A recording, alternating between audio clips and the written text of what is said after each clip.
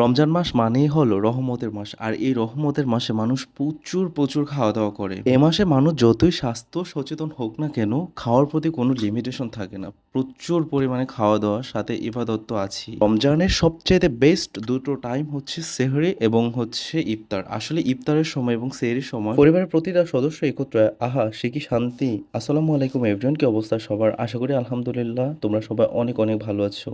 আলহামদুলিল্লাহ তোমাদের দোয়ায় এবং এই রহমতের মাসে আমরা সবাই অনেক ভালো আছি। তো আজকে নতুন আরেকটি ব্লগ নিয়ে হাজির হলাম। আশা করি এই ব্লগটি দেখলে তোমাদের অনেক বেশি ভালো লাগবে।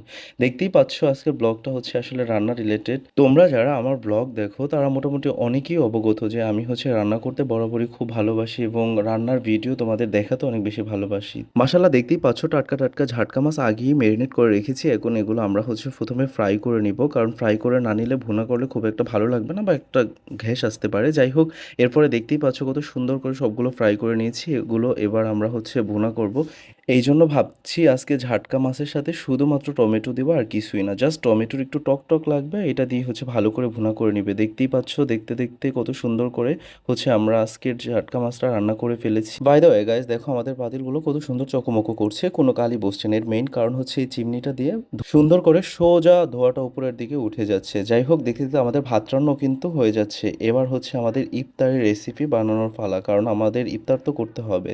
প্রথমে আমরা সুন্দর করে পেঁয়াজুগুলো ভেজে নিয়েছি মচমচা করে, কারণ পেঁয়াজু যদি মচমচা না হয় তাহলে কিন্তু খেতে খুব একটা ভালো লাগে না। এই জন্য আমরা খুব সুন্দর করে অল্প তেলের ভিতরে পেঁয়াজুগুলো মচমচা করে ভেজে নিয়েছি। এরপর আমরা ছোট ছোট করে বেগুনিগুলো সুন্দর করে বেসনের ভেতরে চুবিয়ে তারপর হচ্ছে তেলের ভিতরে দিয়ে দিচ্ছি।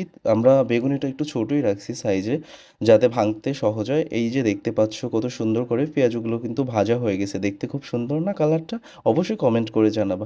এরপর আমি সুন্দর করে এক এক করে পেঁয়াজুগুলো ভাজ করতেছিলাম। রমজানের মাস আসলে সবার মতো আমার কেন যেন এত বেশি আনন্দ লাগে বলে বোঝাতে পারবো না। খাওয়া দাওয়া, ঘুম, আড্ডা, সেহরি, নামাজ সব কিছু মিলে অন্যরকম একটা উত্তেজনা কাজ করে আমার ভিতরে।